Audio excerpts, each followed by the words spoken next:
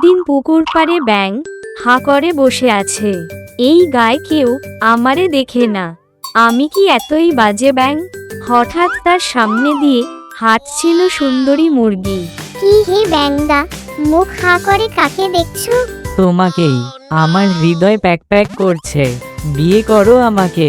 তাই বুঝি? আগে গায়ের মোড়লকে জিজ্ঞেস করো। ব্যাঙ ছুটে গেল মোড়লের কাছে।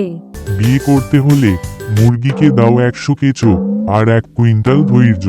ব্যাঙ গেল কেঁচো ধরতে, দিন রাত খেটে, আর তখনই এই ফাঁকে আমি বিয়ে করব হাঁসরাজকে। হ্যাঁ হ্যাঁ, ব্যাং তো গায়ের লাউন। বিয়ের দিন ব্যাঙ ফিরল এক গাদা কেঁচো নিয়ে। মুরগিমণি, আমি তো সব এনেছি। তুমি দেরি করেছো, এখন আমি হাঁসরাজের রানী। এই গায়ের মেয়ে মানে ডিম আছে কিন্তু সত্যি নেই।